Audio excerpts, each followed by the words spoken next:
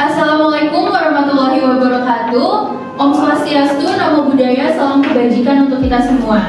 Pada kesempatan kali ini, sebelumnya perkenalkan, kami dari mahasiswa mata kuliah Hukum Tata Negara kelas F akan melakukan diskusi tentang lembaga kekuasaan kehakiman, yaitu sebagai pemenuhan tugas dari mata kuliah Hukum Tata Negara dari Bapak Eko selaku dosen dari mata kuliah ini. Sebelum kita mulai diskusi ini, mungkin akan lebih baik jika kita memaparkan dari beberapa sistem yang sudah kami buat untuk melancarkan diskusi yang akan dilakukan hari ini. Silakan. Oke, dalam sistematika diskusi kali ini terdiri dari 3 tahapan, yaitu yang pertama pemaparan materi dari masing-masing kelompok, yang kedua argumentasi dari kelompok lain, dan yang ketiga penutupan dari masing-masing kelompok. Dalam diskusi tentang lembaga kekuasaan kehakiman di Indonesia, terdapat beberapa aspek yang penting untuk diperbincangkan. Pada kesempatan ini, kita akan membahas struktur lembaga kehakiman, independensi dan netralitas, proses pengangkatan hakim, reformasi hukum, akses keadilan, penegakan hukum, serta peran teknologi dalam kehakiman. Pertama-tama, mari kita lihat struktur lembaga kehakiman di Indonesia. Sistem peradilan di negara ini terdiri dari beberapa lembaga, termasuk Mahkamah Agung sebagai lembaga tertinggi, Mahkamah Konstitusi yang bertugas mengadili sengketa konstitusi, dan Komisi Yudisial yang bertanggung jawab mengawasi perilaku hakim. Selain itu, terdapat pengadilan tingkat pertama yang berperan dalam menangani berbagai perkara di tingkat lokal. Lalu salah satu prinsip penting dalam lembaga kehakiman adalah independensi dan netralitas. Independensi mengacu pada kemampuan lembaga kehakiman untuk bertindak secara bebas dari pengaruh politik, kepentingan pribadi, atau tekanan eksternal. Dan netralitas berarti bahwa hakim harus mengambil keputusan berdasarkan hukum dan fakta yang ada, tanpa memihak pada pihak tertentu. Dan juga dalam diskusi ini kita dapat mengidentifikasikan tantangan yang mungkin akan timbul dalam menjaga independensi dan netralitas lembaga kehakiman di Indonesia. Proses pengangkatan hakim juga menjadi topik penting yang bisa dibahas pada diskusi kali ini. Pengangkatan hakim harus didasarkan pada kriteria yang jelas dan seleksi yang transparan. Pertanyaan yang muncul adalah jelas dan seleksi yang transparan dan juga baik. Apakah proses pengangkatan hakim di Indonesia sudah cukup, objektif, dan transparan, atau masih ada ruang untuk perbaikan? Reformasi hukum juga merupakan aspek penting yang patut untuk dipertimbangkan. Upaya reformasi hukum telah dilakukan di Indonesia dengan tujuan memperbaiki sistem peradilan, namun kita perlu membahas tantangan yang dihadapi dalam proses reformasi hukum serta langkah-langkah yang bisa diambil untuk mengatasi masalah tersebut. Akses keadilan adalah isu krusial yang harus diperhatikan. Bagaimana masyarakat dapat mengakses sistem peradilan dengan mudah dan adil. Faktor seperti biaya, jarak, geografis, dan kesetaraan akses bagi semua lapisan masyarakat perlu untuk dipertimbangkan dalam diskusi ini. Kita dapat membahas langkah-langkah yang telah diambil dan yang masih perlu dilakukan untuk meningkatkan akses keadilan bagi semua masyarakat. Selanjutnya, peran teknologi dalam kehakiman juga patut dibahas. Bagaimana teknologi informasi dan komunikasi dapat digunakan untuk meningkatkan efisiensi, transparansi, dan aksesibilitas lembaga kehakiman. Namun, kita juga harus membahas tantangan yang terkait dengan penggunaan teknologi dalam sistem peradilan. Dalam diskusi kali ini, penting untuk mendengarkan berbagai pandangan dan pendapat dari berbagai pihak. Diskusi yang konstruktif akan membantu meningkatkan pemahaman kita tentang lembaga kehakiman di Indonesia dan mendorong ide-ide untuk memperbaiki sistem peradilan yang lebih efektif dan juga adil. Untuk materi pertama mengenai fungsi dan peran lembaga kehakiman, kami akan membahas tentang lembaga kehakiman sebagai salah satu pilar penting dalam demokrasi dan negara hukum, serta peran lembaga kehakiman dalam menegakkan hukum, menyelesaikan sengketa, menjaga keadilan di masyarakat. Untuk kelompok pertama, kami persilakan.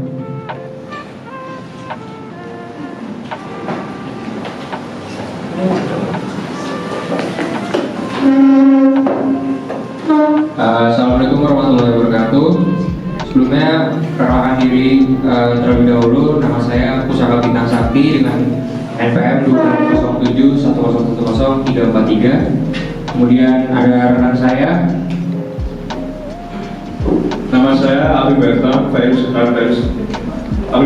Sedan, NPM 2007101087. Nama Nama saya Satya Aisyah, NPM 22071021. Saya terakhir Muhammad Rafi Putri Haruna dengan NPM 058. Terima kasih. Pada pemaparan materi kali ini, saya akan menjelaskan singkat mengenai sistem peradilan. Sistem peradilan bisa diartikan sebagai sebuah proses atau segala sesuatu yang dijalankan di lingkungan pengadilan, yaitu yang berkaitan dengan tugas pemeriksaan, tugas memutus perkara, dan penerapan hukum serta keseluruhan komponen yang ada di dalamnya. Konstitusi Indonesia membagi kekuasaan kehakiman dalam 5 bidang peradilan, yaitu peradilan umum, agama, tata usaha negara, militer, dan konstitusi. Adapun tujuan dari sistem peradilan adalah untuk menciptakan kedamaian dalam kehidupan bermasyarakat dengan cara mencegah terjadinya kejahatan yang semakin meningkat dan menghindarkan korban dari aksi kejahatan. Selain itu juga memberikan pelayanan bagi masyarakat di bidang hukum. Selanjutnya akan dijelaskan mengenai fungsi dari sistem peradilan oleh rekan saya. Oke, melanjutkan dari rekan saya, yaitu berikut ini adalah fungsi dari sistem hukum itu sendiri, yaitu satu, memberikan jaminan kepastian hukum bagi setiap individu dalam kehidupan masyarakat. Lalu yang berikutnya menjamin keadilan, ketertiban, kedamaian, ketentraman, kebenaran, dan kebahagiaan. Dan yang terakhir adalah mencegah agar tidak terjadi aksi main hakim sendiri dalam lingkungan dalam masyarakat. Berikutnya penjelasan akan dijelaskan oleh rekan saya.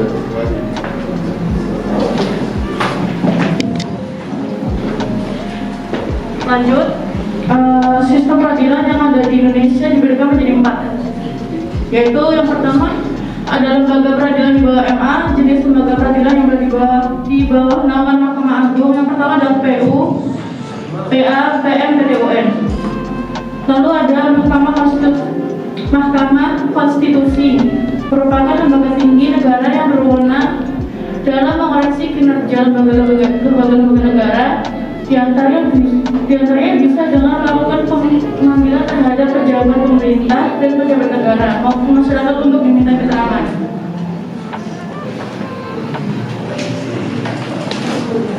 Baik, dengan sistem peradilan tersebut diharapkan mampu memberikan kepuasan tersendiri dengan penanganan yang dilakukan secara adil, sehingga dapat dikatakan bahwa tujuan utama sistem peradilan nasional adalah untuk menegakkan hukum serta menegakkan keadilan di Indonesia.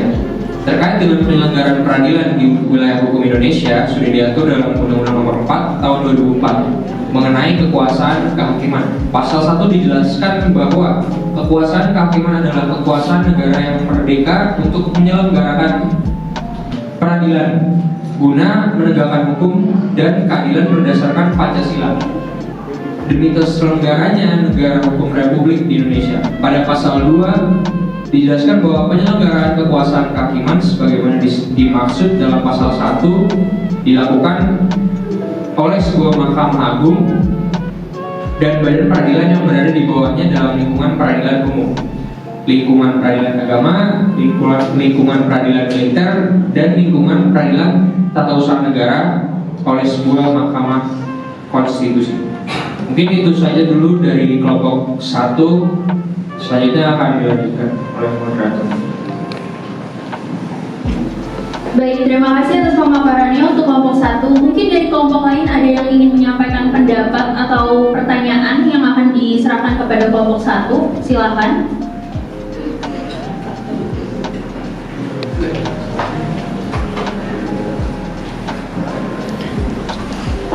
Sudah cukup berarti ya. Baik, kalau gitu kita lanjut untuk kelompok 2 akan membahas tentang pemilihan dan juga pengajuan hakim. Ini akan menjelaskan proses pengangkatan hakim di Indonesia, termasuk kriteria dan juga mekanisme yang digunakan dalam seleksi calon hakim. Juga mendiskusikan keefektifan proses pengangkatan hakim dalam memastikan pemilihan hakim yang berkualitas dan juga independen. Untuk kelompok 2 dipersilakan. Assalamualaikum warahmatullahi wabarakatuh. Saya perwakilan dari kelompok 2. Nama saya Linda Agustina, NPM 2207 10 313.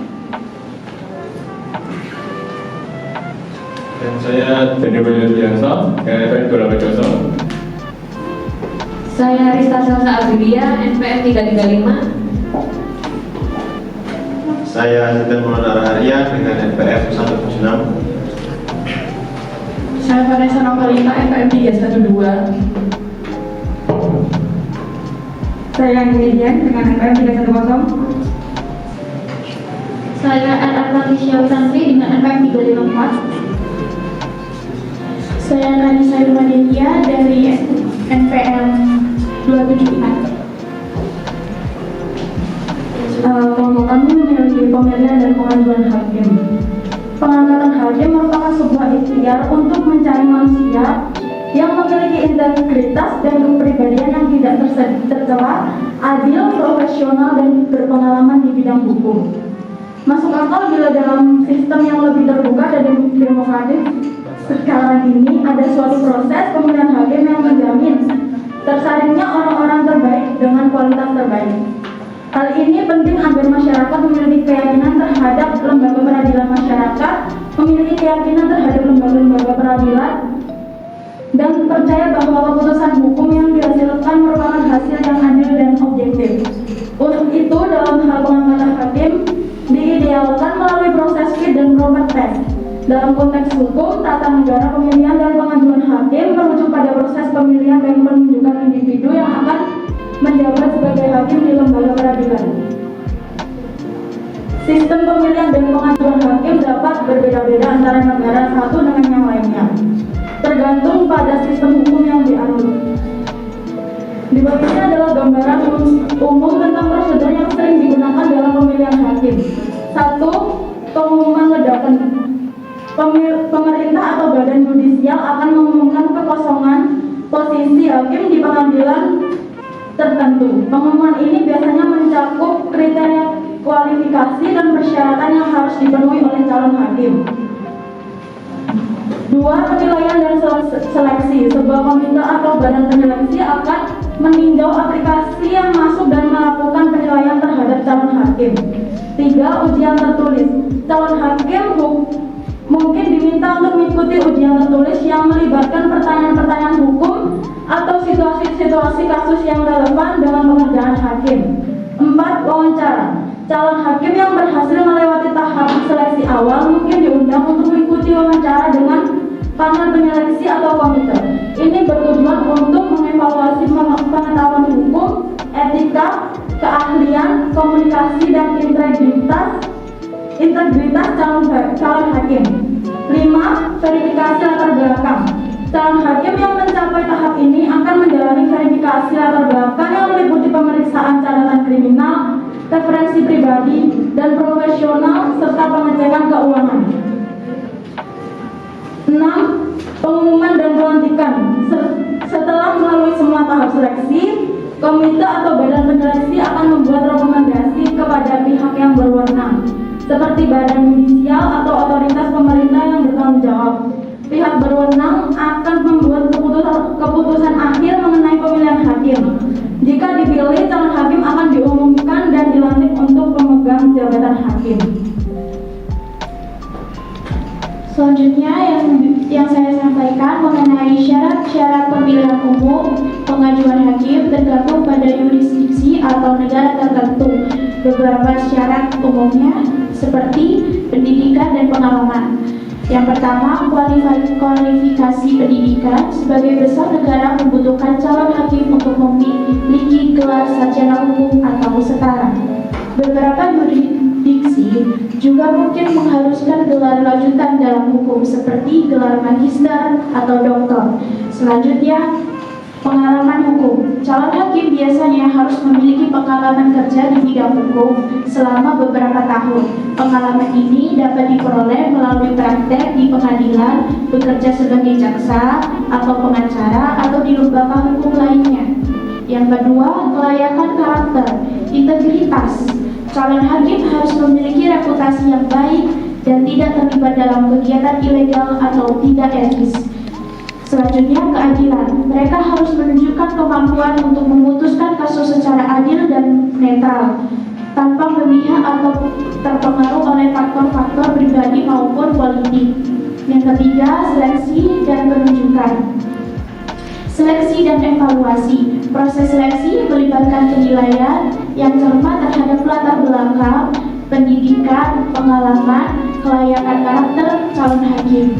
Selanjutnya, penunjukan. Setelah melalui proses-proses seleksi, calon hakim yang berhasil dan akan dipilih dan ditunjuk oleh otoritas yang berwenang di beberapa negara. Penunjukan dapat dilakukan oleh badan legislatif atau eksekutif, sedangkan di negara lain penunjukan dilakukan oleh badan yudikatif.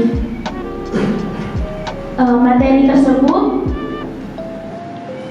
sudah terkandung di dalam pasal 1 angka 8 UU nomor 8 tahun 1981 KUHP.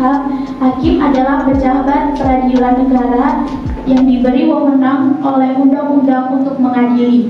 Berdasarkan pasal 1 angka 9 KUHP, mengadili merupakan serangkaian tindakan yang untuk menerima pemeriksaan dan memutuskan perkara pidana berdasarkan asas bebas, jujur, dan tidak memihak di sidang pengadilan dalam hal dan menurut cara yang diatur dalam undang-undang ini. Berdasarkan pasal 1 angka 5 UU nomor 48 tahun 2009 tentang kekuasaan kehakiman, hakim adalah hakim pada Mahkamah Agung dan hakim pada badan peradilan yang berada di bawahnya dalam lingkungan peradilan umum, lingkungan peradilan agama, lingkungan peradilan militer, lingkungan peradilan tata usaha negara, dan pada pengadilan khusus yang berada dalam lingkungan peradilan tersebut. Sudah, itu aja materi yang kami sampaikan dari kelompok kami. Selanjutnya bisa dikembalikan kepada moderator. Baik, terima kasih atas pemaparannya untuk kelompok 2. Mungkin dari kelompok lain ada yang ingin memberikan pendapat atau argumentasi, atau mungkin bertanya, bisa langsung tunjuk tangan. Oke, ada 2. Kita mulai dari sebelah sini dulu ya, silakan. Perkenalkan, nama saya Jendra Nasihat dari kelompok 6 dengan NPM 207. Pertanyaan untuk kelompok 2 adalah mengenai pemberhentian hakim konstitusi ini dilakukan oleh siapa ya? Terima kasih.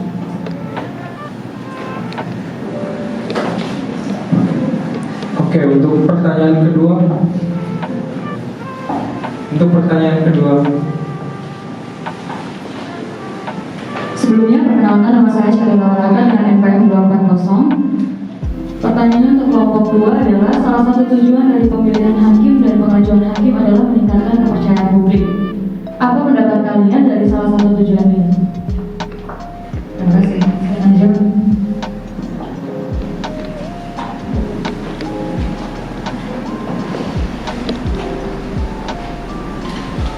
Oke, aku akan jawab pertanyaan dari kelompok 6 tentang pemberhentian hakim itu dilakukan sama siapa. Pemberhentian hakim konstitusi dalam masa jabatannya dapat dilakukan sesuai dengan ketentuan UU MK. Selain itu, sebagaimana diatur dalam UU MK mulai dari UU 24 tahun 2003 sampai dengan UU 7 tahun 2020, pemberhentian hakim konstitusi ditetapkan dengan keputusan Presiden atas permintaan Ketua Mahkamah Konstitusi. Terima kasih. Oke, kemudian saya akan menjawab pertanyaan dari nomor 2, yang dimana untuk mengembalikan kepercayaan publik terhadap lembaga peradilan ini, yang pertama, hakim bisa diberhentikan sementara dan aparatur MA yang diduga terlibat segala tindak pidana hingga adanya putusan pengadilan yang berkekuatan hukum tetap. Kemudian yang kedua, dapat merotasi atau mutasi aparatur di lingkungan MA, khususnya yang terkait dengan bidang penanganan perkara. Setidaknya terdapat 17 personil di sini yang dirotasi dan mutasi dan bakal diteruskan di dalam upaya memutus mata rantai yang terindikasi sebagai jalur yang digunakan para oknum yang memperjualbelikan perkara. Kemudian yang ketiga, MA juga menerbitkan SK KMA nomor 349 tentang pedoman pelaksanaan pengisian jabatan dan seleksi panitera muda dan panitera pengganti pada MA. Materinya ini proses seleksi rekam jejak integritas melibatkan ketua pengadilan tingkat pertama dan banding di tempat calon tersebut. Sekian jawaban dari kelompok 2. Terima kasih.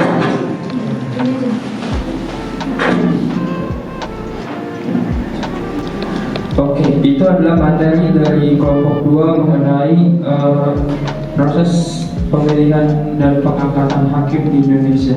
Kita lanjut ke materi ketiga, yaitu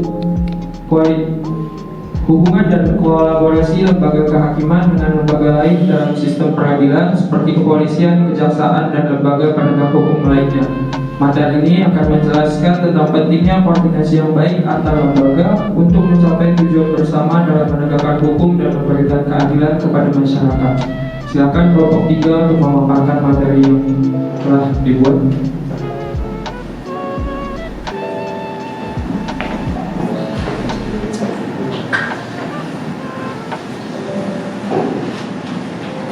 Sebelumnya saya perwakilan dari kelompok 3 akan memperkenalkan anggota kelompok kita. Nama saya Muhammad Wildan Kafi dengan NPM 2207 1010 198. Perkenalkan, nama saya Fadil Susanti Bimantara dengan NPM 290. Perkenalkan, nama saya Gabriel Kanabut Manual Ganja, NPM 309. Saya Rajana Danavan NPM 2207 1010 344. Saya Nisa, NPM 109. Perkenalkan, nama saya Bersama ini dengan NPM 347. Perkenalkan, nama saya Dezena Hendra dengan NPM 329. Perkenalkan, nama saya Atindo dengan NPM 221. Perkenalkan, nama saya Mudasir Ramadhani, NPM 356.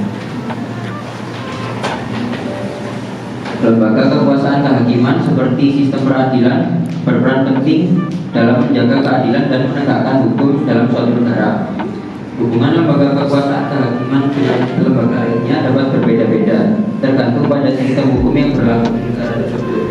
Secara umum, lembaga kehakiman berfungsi sebagai cabang pemerintah yang independen dan bertanggung jawab untuk menegakkan hukum, memutuskan perselisihan hukum, dan memberikan keadilan kepada masyarakat. Prinsip utama yang dijunjung tinggi adalah pemisahan kekuasaan yang menjamin kemandirian lembaga kehakiman dan menjaga keseimbangan kekuasaan di antara lembaga-lembaga tersebut. Hubungan antara lembaga kehakiman dengan lembaga lainnya harus didasarkan pada prinsip saling menghormati kelembagaan dan mempertahankan kemandirian lembaga kehakiman dalam menjalankan fungsi-fungsinya. Hubungan lembaga kehakiman dengan lembaga eksekutif. Hubungan lembaga kehakiman dengan lembaga eksekutif seperti pemerintah dengan badan eksekutif saling berinteraksi dalam menjalankan tugas mereka. Lembaga kehakiman dapat memeriksa tindakan dan kebijakan pemerintah untuk memastikan bahwa mereka sesuai dengan hukum dan konstitusi. Hubungan dengan kekuasaan kehakiman dan eksekutif seringkali kompleks. Lembaga kehakiman harus menjaga kemandirian dan independensinya dari intervensi politik oleh pemerintah. Misalnya, pengadilan dapat memeriksa keabsahan keputusan eksekutif atau memerintahkan pemerintah untuk mengambil tindakan tertentu. Namun, dalam beberapa negara, eksekutif memiliki peran penting dalam penunjukan hakim dan penganggaran lembaga kehakiman. Lembaga kehakiman seringkali independen dari cabang eksekutif pemerintah untuk memastikan kebebasan, netralitas, dan kemandirian proses peradilan. Lembaga eksekutif bertanggung jawab untuk menjalankan keputusan hukum dan memastikan penerapan hukum secara efektif.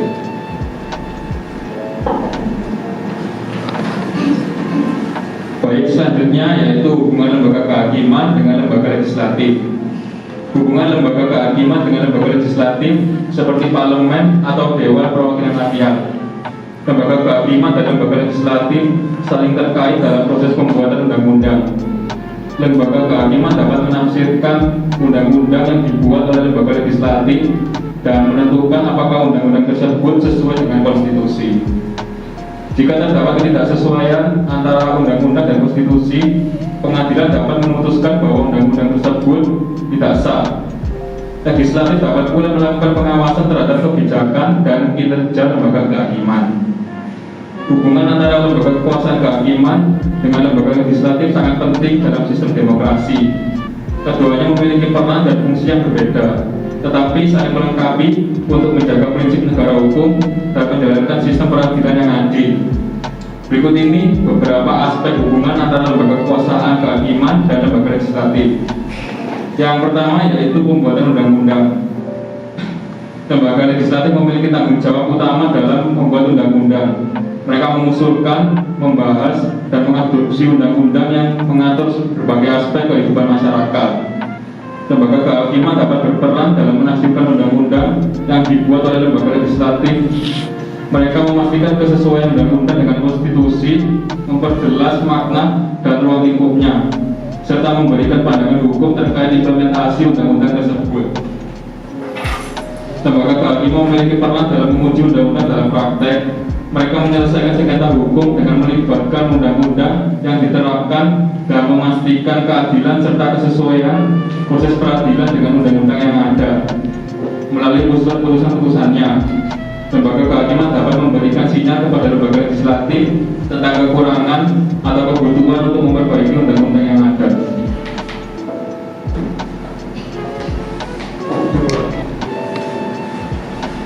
Dua, pengawasan konstitusionalitas. Lembaga kehakiman memiliki kewenangan untuk memeriksa dan menguji konstitusionalitas undang-undang yang dibuat oleh lembaga legislatif. Mereka memastikan bahwa undang-undang tersebut sesuai dengan konstitusi dan tidak melanggar hak konstitusional individu atau kelompok. Jika lembaga kehakiman menemukan undang-undang yang tidak konstitusional, mereka dapat membatalkan atau memodifikasi undang-undang tersebut. Memberikan pengawasan yang penting terhadap legislatif. 3. Interpretasi hukum. Lembaga legislatif membuat undang-undang dengan menggunakan bahasa yang mungkin memerlukan interpretasi lebih lanjut. Lembaga kehakiman memiliki tugas untuk menafsirkan, mengklarifikasi makna undang-undang tersebut ketika ada sengketa atau ketidakjelasan keputusan. Pengadilan dalam menafsirkan undang-undang memiliki kekuatan juridis yang mengikat. Interpretasi ini dapat mempengaruhi cara undang-undang tersebut diterapkan dan mempengaruhi undang-undang di masa depan.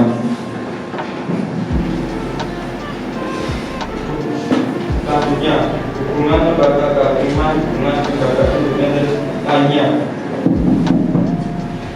Hubungan dengan lembaga independen lainnya terkadang ada lembaga independen lain yang memiliki peran penting dalam sistem hukum seperti lembaga ombudsman atau komisi anti korupsi. Lembaga kehakiman dapat bekerja sama dengan lembaga ini dalam melakukan penyelidikan atau mengawasi tindakan pemerintah yang berkaitan dengan hukum. Dalam setiap negara, hubungan antara lembaga kehakiman dengan lembaga lainnya ditentukan oleh konstitusi dan hukum yang berlaku.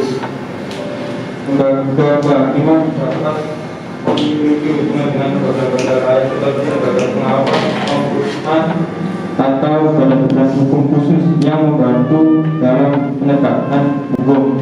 Lembaga juga dapat kehakiman juga dapat berinteraksi dengan lembaga internasional seperti Mahkamah Internasional untuk menyelesaikan sengketa lintas negara. Dalam menjalankan tugasnya, lembaga kehakiman harus beroperasi secara independen, bebas dari tekanan politik dan pengaruh pihak lain, sehingga dapat menjaga integritasnya dan menjamin keadilan dalam proses peradilan.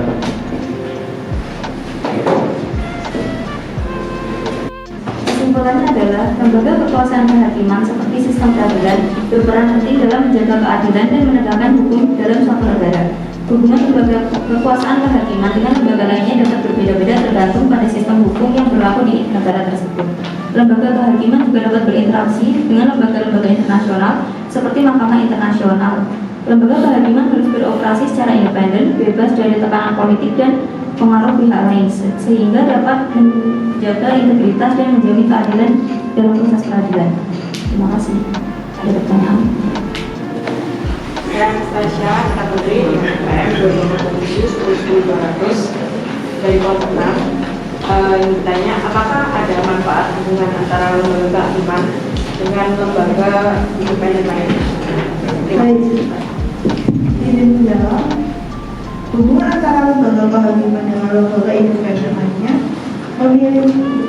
memiliki manfaat yang penting dalam menjaga keseimbangan kekuasaan, mendorong akuntabilitas dan melindungi hak individu dalam suatu negara. Manfaatnya adalah: 1. Pemisahan kekuasaan. Hubungan antara lembaga kehakiman dengan lembaga independen seperti Badan Pengawasan Keuangan atau lembaga anti korupsi membantu menjaga penyalahgunaan kekuasaan dan korupsi dengan membagi dan mengawasi pelaksanaan kekuasaan secara terpisah. 2. Akuntabilitas dan transparansi. Lembaga independen sering bertindak sebagai pengawas terhadap lembaga kehakiman. 3. Perlindungan hak asasi manusia. Lembaga independen seperti Komisi Hak Asasi Manusia sering bekerja sama dengan lembaga kehakiman dalam melindungi hak dari individu. Mereka dapat mengawasi penegakan hukum, menyelidiki pelanggaran hak asasi manusia, dan membawa pelaku keadilan. Terima kasih. Baik, saya serahkan penjawab kepada. Baik, terima kasih untuk kelompok 3 atas penjelasannya. Selanjutnya untuk kelompok 4 yaitu akan membahas tentang fungsi dan juga kewenangan. Ini akan mendiskusikan fungsi lembaga kehakiman sebagai salah satu pilar penting dalam sistem demokrasi dan juga negara hukum. Lalu akan menjelaskan juga peran lembaga kehakiman dalam menegakkan hukum, menyelesaikan sengketa, dan juga menjaga keadilan di masyarakat. Kepada kelompok 4 dipersilakan. Saya Bagi Syifa Zahra dengan NPM 110. Saya Rivaldi Gunawarman, NPM 334. Saya Priyatna Dualvino dengan NPM 291. Saya Tiara Dia NPM 038. Saya Sarul Dawidya, NPM 048. Saya Syukurlah Ramadhanti, NPM 039. Saya Laurina Tia, NPM 063.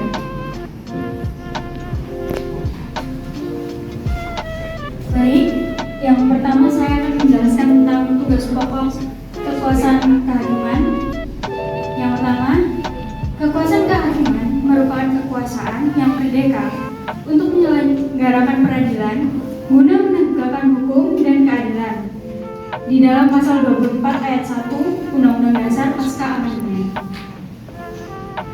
Kekuasaan kehakiman ini dilaksanakan oleh Mahkamah Agung, badan-badan peradilan lain di bawah Mahkamah Agung, Peradilan Umum, PT UN, Peradilan Militer, Peradilan Agama, serta Mahkamah Konstitusi.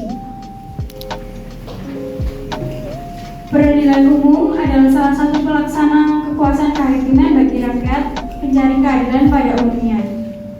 Pengadilan negeri bertugas dan berwenang memeriksa, mengadili, memutuskan, dan menyelesaikan perkara pidana dan perkara perdata di tingkat pertama. Pengadilan dapat memberikan keterangan, pertimbangan, dan nasihat tentang hukum kepada instansi pemerintah di daerahnya. Selain menjalankan tugas pokok, pengadilan dapat diserahi tugas dan kewenangan lain oleh atau berdasarkan undang-undang. Yaitu selanjutnya tugas pokok pengadilan negeri diatur dalam Undang-Undang Nomor 49 Tahun 2009 tentang perubahan kedua atas UU Nomor 2 Tahun 1986 tentang peradilan umum dalam pasal 55 sampai dengan pasal 67 dan berdasarkan Perma Nomor 7 Tahun 2015. Bagian kelima kepaniteraan pengadilan negeri kelas 1A dan bagian kelima Sekretariatan Pengadilan Negeri kelas 1A. Yang pertama yaitu ketua.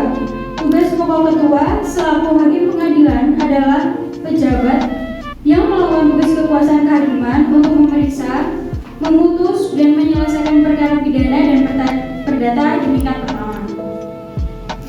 Yang kedua, Ketua Pengadilan mengadakan pengawasan pelaksanaan tugas dan tingkah laku hakim, panitera pengganti dan jurusita serta pejabat struktur di daerah hukumnya. Yang kedua, tugas pokok wakil ketua tidak jauh sama dengan ketua, yaitu memeriksa, memutus, dan menyelesaikan perkara pidana dan perdata di tingkat pertama. Yang ketiga yaitu tugas pokok hakim, yaitu sama juga, tidak jauh beda dengan ketua, yaitu melaksanakan tugas kekuasaan kehakiman untuk memeriksa, memutus, dan menyelesaikan perkara pidana dan perdata di tingkat pertama. Yang keempat yaitu tugas panitera, melaksanakan pemberian dukungan di bidang teknis dan administrasi perkara serta menyelesaikan surat-surat yang berkaitan dengan perkara. Yang terakhir yaitu tugas sekretaris, melaksanakan pemberian dukungan di bidang administrasi, organisasi, keuangan, sumber daya manusia, serta sarana dan prasarana di lingkungan Pengadilan Negeri kelas 1. Selanjutnya akan disampaikan oleh teman saya.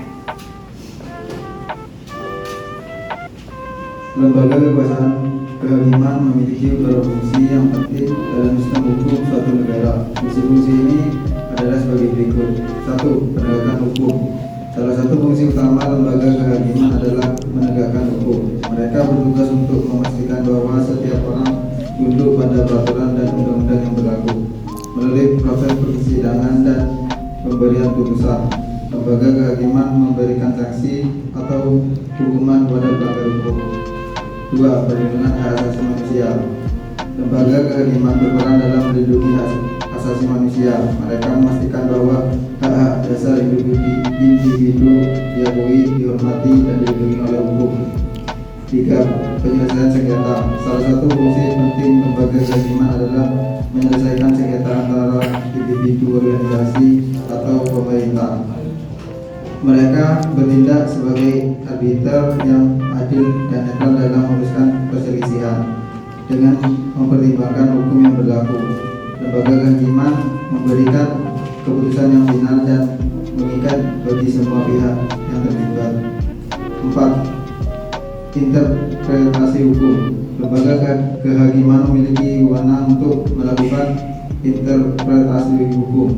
Mereka mengklarifikasi arti, tujuan, dan ruang lingkup undang-undang yang ada.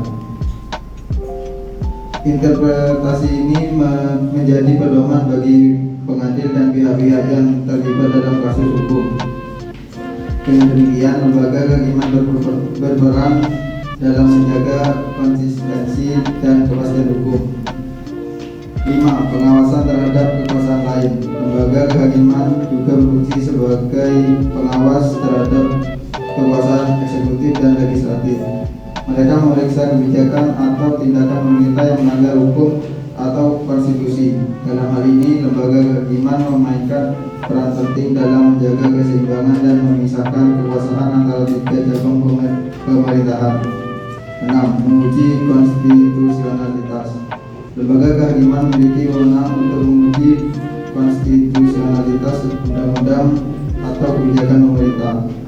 Mereka memastikan bahwa undang-undang tersebut sesuai dengan konstitusi negara.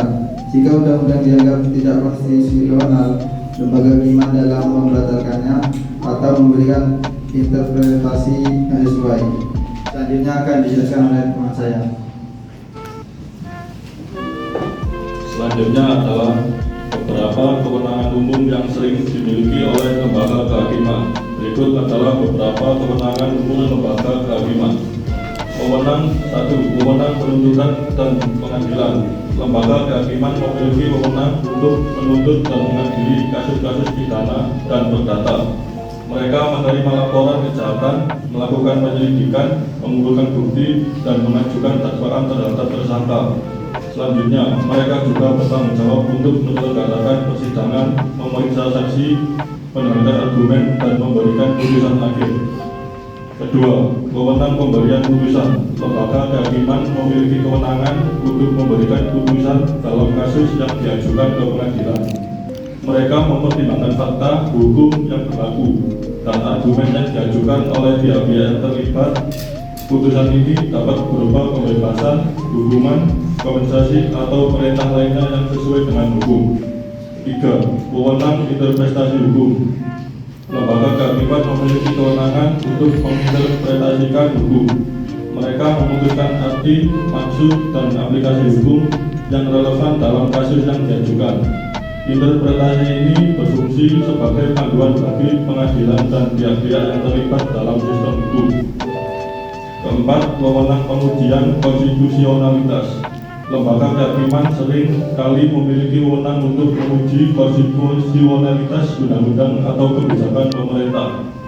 Mereka memastikan bahwa undang-undang tersebut sesuai dengan konstitusi negara. Jika undang-undang dianggap tidak sesuai, lembaga kehakiman dapat membatalkannya atau memberikan interpretasi yang sesuai. Kelima, wewenang pemberian amnesti atau rehabilitasi. Dalam beberapa kasus, lembaga kehakiman dapat memiliki kewenangan untuk memberikan amnesti atau rehabilitasi kepada individu yang telah dihukum. Ini tergantung pada peraturan hukum yang berlaku di negara tersebut dan kebijakan yang ditetapkan oleh lembaga kehakiman. Keenam, wewenang pengawasan. Lembaga kehakiman juga dapat memiliki kewenangan untuk mengawasi kegiatan kepolisian, penegakan hukum, atau bahkan tindakan pemerintah. Mereka dapat memeriksa apakah prosedur hukum telah diikuti, melindungi hak individu, dan memastikan bahwa kekuasaan eksekutif dan legislatif tidak melanggar hukum atau konstitusi. Baik, apakah ada yang ditanyakan? Baik, karena tidak ada yang mau bertanya atau pertanyaan, maka akan saya kembalikan ke teman-teman.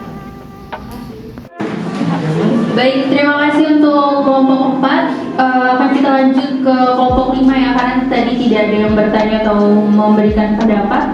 Untuk kelompok 5 akan menjelaskan tentang sistem kehakiman. Kepada kelompok 5 dipersilakan. Perkenalkan, saya adalah perwakilan, salah satu perwakilan dari kelompok 5.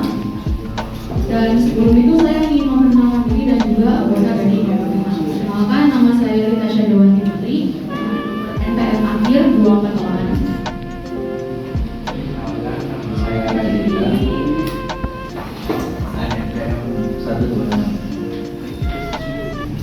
Perkenalkan, nama saya Nadia Syafira dengan NPM 053. Perkenalkan, nama saya Syahdewa Ratan dan NPM akhir 212. Perkenalkan, nama saya Nabawar Fatia dengan NPM akhir 222.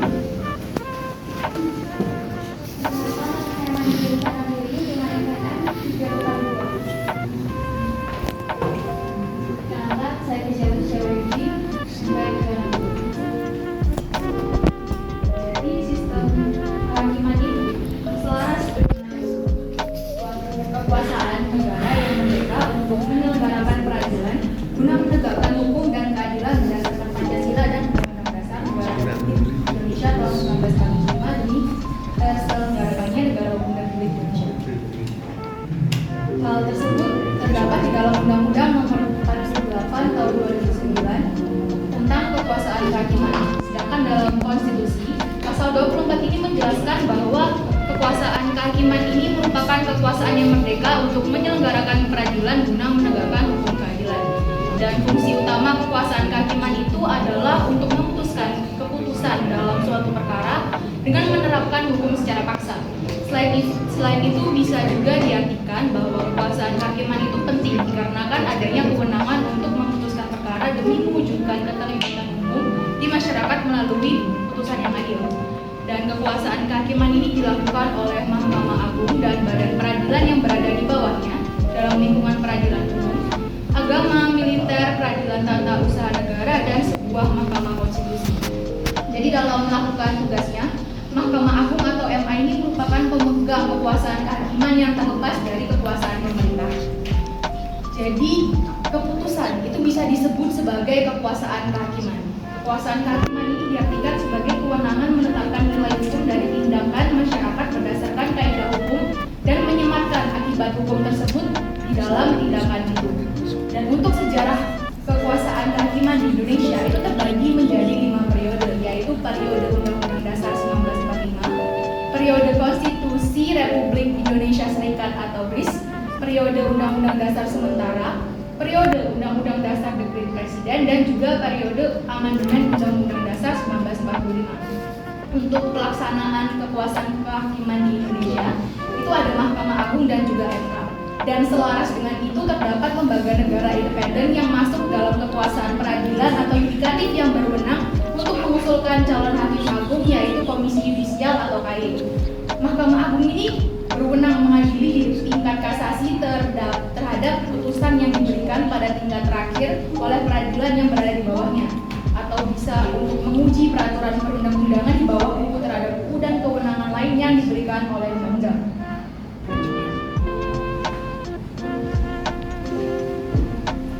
Badan peradilan seperti disebutkan dalam pasal 24 ayat 2 Undang-Undang Dasar 1945 yang berada di bawah Mahkamah Agung, diantaranya adalah peradilan militer, peradilan umum, peradilan agama, dan peradilan tata usaha negara.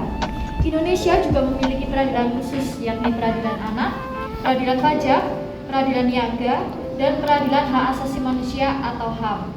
Kekuasaan kehakiman atau sistem kehakiman menurut Undang-Undang Dasar 1945 sebelum perubahan dilakukan oleh Mahkamah Agung dan lain-lain badan kehakiman.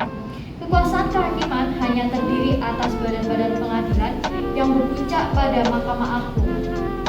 Lembaga Mahkamah Agung tersebut bersifat mandiri dalam arti tidak boleh diintervensi atau dipengaruhi oleh cabang-cabang kekuasaan lainnya, terutama pemerintah. Sejak awal kemerdekaan, kekuasaan kehakiman di Indonesia diniatkan sebagai cabang kekuasaan yang terpisah dari lembaga-lembaga politik seperti MPR, DPR, dan Presiden. Dalam ajaran pembagian kekuasaan kehakiman yang merdeka tetap harus ditegakkan baik sebagai asas dalam negara berdasarkan atas hukum maupun untuk memungkinkan kekuasaan kehakiman menjamin agar pemerintah tidak dilaksanakan secara semena-mena. Suatu asas yang penting bagi kekuasaan kehakiman sebagai badan penyelenggara negara adalah asas kekuasaan yang merdeka. Pentingnya independensi sebuah lembaga peradilan dalam penegakan hukum dan keadilan tidak hanya tercermin dalam pencantumannya pada konstitusi sebagai hukum tertinggi pada hukum positif sebuah negara. Sebelum perubahan Undang-Undang Dasar 1945, asas ini tidak ditemukan dalam ketentuan Undang-Undang Dasar, akan tetapi dijelaskan dalam penjelasan pasal 24 dan pasal 25 Undang-Undang Dasar 1945 yang menyatakan kekuasaan kehakiman ialah kekuasaan yang merdeka, artinya terlepas dari pengaruh kekuasaan pemerintah. Berhubung dengan itu, harus diadakan jaminan dalam undang-undang tentang kedudukan para hakim. Sebelum dilakukan perubahan terhadap Undang-Undang Dasar 1945 pasal 24 menyatakan 1. Kekuasaan kehakiman dilakukan oleh sebuah Mahkamah Agung dan lain-lain badan kehakiman menurut undang-undang. Yang kedua, dalam ketentuan tersebut di atas tidak dinyatakan secara tegas bahwa kekuasaan kehakiman merupakan kekuasaan yang merdeka. Lemahnya payung hukum terhadap independensi dan imparsialitas lembaga kekuasaan kehakiman pada Orde Baru menyebabkan lembaga kekuasaan kehakiman tersebut mudah diintervensi oleh lembaga-lembaga di luar peradilan. Oleh karena itu, pada tahun 2001, Majelis Permusyawaratan Rakyat melakukan perubahan ketiga terhadap Undang-Undang 1945, terutama bab tentang kekuasaan kehakiman, yaitu pasal 24 dan pasal 25. Kekuasaan kehakiman atau sistem kehakiman setelah perubahan Undang-Undang 1945 menjadi kekuasaan yang sangat fundamental dan sebagai bagian dari poros kekuasaan yang mempunyai fungsi penegakan keadilan. Kekuasaan kehakiman dalam susunan kekuasaan negara menurut Undang-Undang 1945 setelah perubahan tetap ditempatkan pada kekuasaan yang mandiri bebas dari campur tangan kekuasaan lain. Dalam susunan kekuasaan negara Kesatuan Republik Indonesia yang baru, kekuasaan kehakiman dilaksanakan oleh Mahkamah Agung, badan-badan peradilan lain di bawah MA, yaitu peradilan umum, peradilan tata usaha negara, peradilan militer, dan peradilan agama, serta Mahkamah Konstitusi. Kemudian, untuk menjaring hakim-hakim agung yang profesional dan mempunyai integritas terhadap profesinya, sebagai penegak hukum dan keadilan, terdapat lembaga yang khusus diadakan untuk rekrutmen calon-calon hakim agung, yaitu Komisi Yudisial. Pernyataan kekuasaan kehakiman yang merdeka dan mandiri merupakan salah satu hasil perubahan Undang-Undang 1945 khususnya pasal 24 yang setelah diubah selengkapnya berbunyi 1. Kekuasaan kehakiman merupakan kekuasaan yang merdeka untuk menyelenggarakan peradilan guna menegakkan hukum dan keadilan.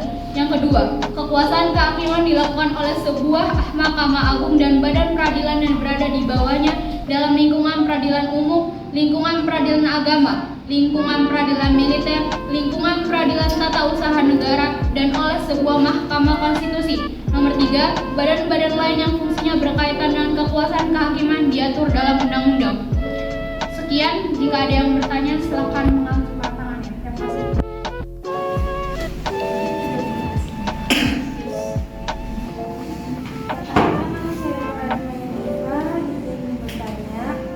Dari kelompok 6 izin bertanya, apa yang menjadi dasar perubahan UUD 1945 terkait kekuasaan kehakiman dan apa tujuan dari perubahan tersebut? Sekian, terima kasih.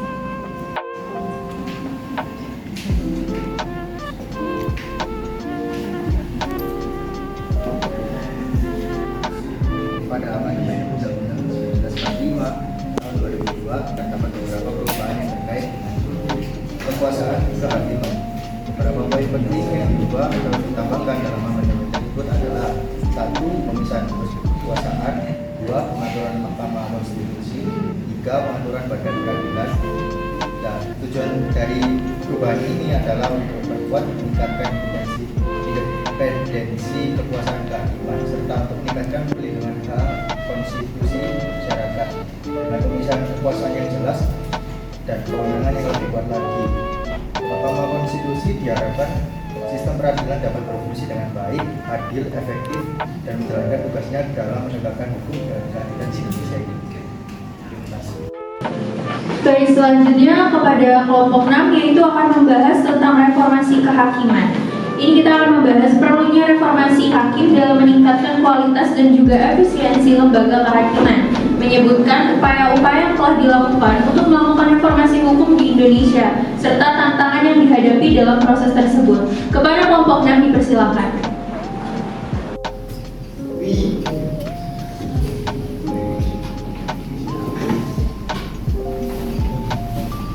Oke, baik.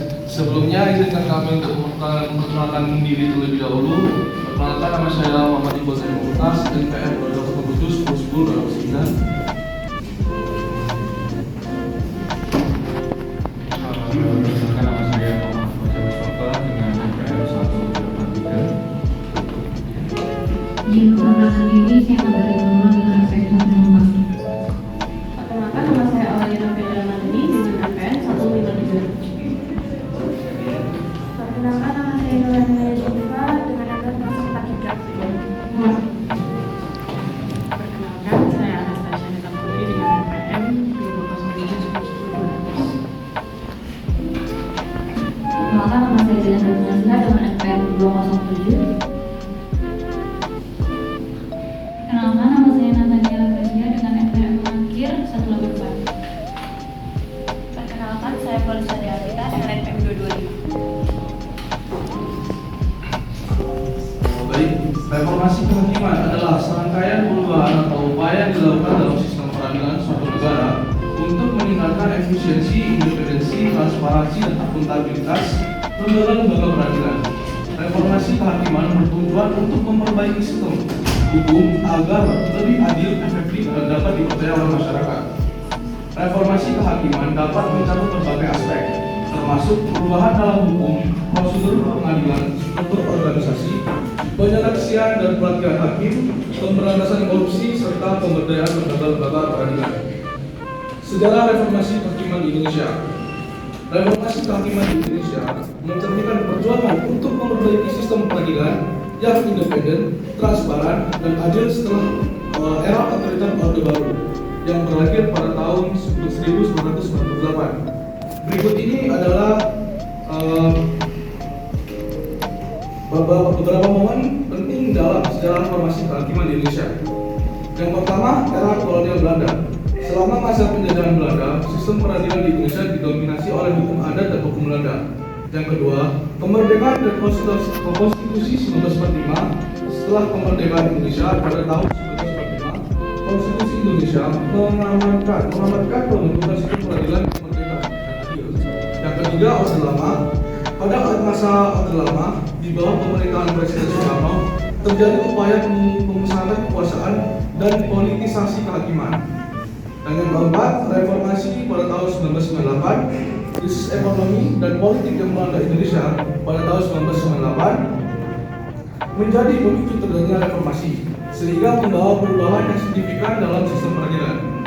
Dan yang kelima, pembentukan Mahkamah Konstitusi.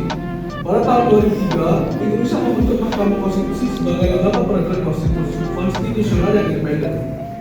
Dan yang keenam, reformasi hukum dan lembaga kehakiman. Sejak reformasi 1998, berbagai upaya reformasi hukum dan lembaga kehakiman dilakukan. Ini meliputi revisi undang-undang, perubahan struktur organisasi, peningkatan pelatihan hakim dan jaksa, serta pemberantasan korupsi dan penegakan hukum yang lebih baik, yang mencakup reformasi politik dan kebijakan hukum pada tahun akhir 1990-an. Gerakan reformasi politik yang mencapai puncaknya pada tahun 1998 membawa perubahan signifikan dalam sistem peradilan di Indonesia. Pada tahun 1999, pembentukan komisi yudisial dilakukan untuk menjaga independensi hakim dan memberikan pengawasan terhadap perilaku hakim. Komisi yudisial diberikan kewenangan yang lebih besar dalam menjaga identitas dan independensi hakim. KY memiliki peran penting dalam mengawasi perilaku hakim, menjatuhkan sanksi, dan mempromosikan etika profesi hakim. Selanjutnya akan dilanjutkan oleh teman saya. Baik, izin melanjutkan, yaitu yang berikutnya adalah meskipun banyak langkah yang telah diambil untuk mereformasi kehakiman di Indonesia, masih terdapat beberapa tantangan yang perlu diatasi. Beberapa tantangan yang masih ada termasuk korupsi, lambatnya proses peradilan, dan pemenuhan akses keadilan bagi semua lapisan masyarakat. Adapun upaya yang harus dilakukan adalah memperkuat independensi lembaga kehakiman, meningkatkan kualitas keputusan hakim, dan memastikan keadilan bagi seluruh warga negara Indonesia. Dan berikutnya adalah dasar hukum, di mana berdasarkan pada pasal 24 ayat 1 dan ayat 2 Undang-Undang Dasar tahun 1945 berkenaan dengan kekuasaan kehakiman yang seperti berikut. Yang pertama adalah kekuasaan kehakiman adalah kekuasaan yang merdeka dalam menjalankan peradilan. Yang kedua adalah tujuan dan penyelenggaraan kekuasaan kehakiman adalah untuk menegakkan hukum dan keadilan. Serta yang terakhir adalah pelaksanaan kekuasaan kehakiman dilakukan oleh Mahkamah Agung dan badan peradilan di bawahnya serta Mahkamah Konstitusi. Beberapa tujuan utama dari reformasi kehakiman antara lain yang pertama adalah meningkatkan aksesibilitas, yaitu reformasi kehakiman bertujuan untuk memastikan bahwa masyarakat dapat dengan mudah mengakses sistem peradilan. Yang kedua adalah meningkatkan independensi, yaitu reformasi kehakiman bertujuan untuk memastikan bahwa keputusan pengadilan diambil berdasarkan hukum. Dan yang ketiga adalah meningkatkan efisiensi dan kecepatan, di mana ini adalah reformasi kehakiman yang bertujuan untuk mengurangi beban kerja yang berlebihan. Selanjutnya akan dilanjutkan oleh rekan saya. Yang keempat ada meningkatkan transparansi. Reformasi kehakiman upaya meningkatkan transparansi dalam sistem peradilan dengan memperkuat prinsip akuntabilitas dan memberikan akses yang besar kepada masyarakat informasi tentang pengadilan, putusan, dan tindakan hukum. Yang kelima, mengurangi korupsi. Reformasi kehakiman juga berusaha untuk mencegah dan memberantas korupsi dalam sistem peradilan. Reformasi kehakiman merupakan posisi yang kompleks dan sering membutuhkan dukungan dari berbagai pihak, termasuk pemerintah, lembaga peradilan, praktisi hukum, akademis, dan masyarakat sipil. Kemudian, reformasi kekuasaan kehakiman sangat diperlukan karena dengan reformasi dan pembenahan secara menyeluruh terhadap kekuasaan kehakiman, baik yang menyangkut instrumen peraturan perundang-undangan atau legal substance, penataan kelembagaan serta organisasinya atau legal structure, maupun pandangan berbagai pihak terhadap lembaga kekuasaan kehakiman sendiri atau legal structure. Dengan adanya reformasi dan pembenahan di bidang kekuasaan kehakiman diharapkan dapat mengembalikan kepercayaan masyarakat terhadap lembaga peradilan di Indonesia, serta mampu mewujudkan peradilan yang bersih, berwibawa, serta melayani hak dan kewajiban para pencari keadilan.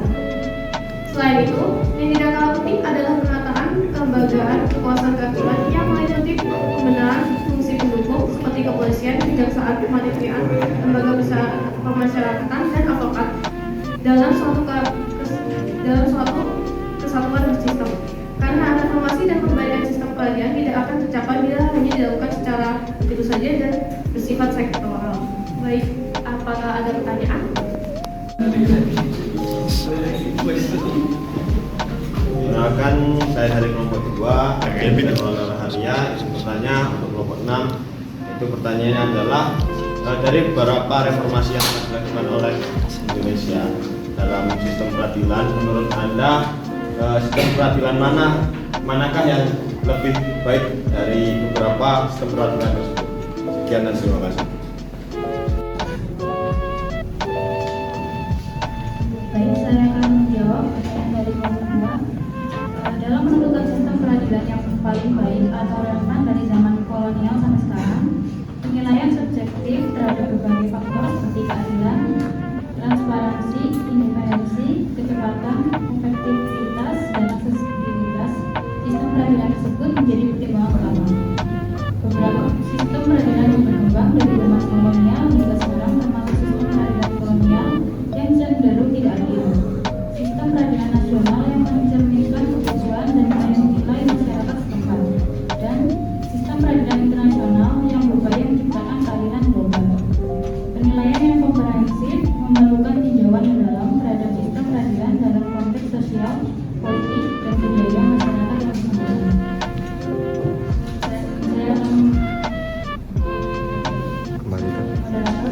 Terima kasih atas pemaparannya pada hari ini kepada para kelompok. Sebagai penutup dapat disimpulkan bahwa lembaga kehakiman merupakan pilar penting dalam menjaga keadilan dan juga menegakkan hukum di suatu negara. Dalam konteks ini, penting bagi mahasiswa hukum seperti kami semua untuk mempelajari hukum tata negara guna memahami dasar hukum, mekanisme pemerintahan, perlindungan hak asasi manusia, pembagian kekuasaan, serta peran mereka dalam pembaruan hukum. Pemahaman yang mendalam tentang hukum tata negara akan memberikan bekal yang kuat bagi mahasiswa hukum dalam menghadapi tantangan masa depan serta menjalankan peran mereka sebagai agen perubahan dan pembela keadilan di masyarakat. Dan bahwa lembaga kehakiman di Indonesia memiliki peran yang sangat penting dalam menjaga keadilan, menegakkan hukum dan memastikan perlindungan hak-hak rakyat. Meskipun masih terdapat tantangan dalam menjaga independensi, peningkatan aksesibilitas dan peningkatan kualitas peradilan, upaya reformasi dan perbaikan terus dilakukan. Mahasiswa hukum memiliki peran yang krusial dalam memahami dan memperjuangkan lembaga kehakiman yang lebih kuat, transparan, dan adil. Dengan memahami serta menganalisis isu-isu yang berkaitan dengan lembaga kehakiman di Indonesia, mahasiswa hukum akan menjadi agen perubahan yang membawa perbaikan dan keadilan dalam sistem peradilan negara kita. Sekian diskusi yang telah kami lakukan. Kami mahasiswa dari Hukum Tata Negara kelas F mengucapkan terima kasih dan wassalamualaikum warahmatullahi wabarakatuh.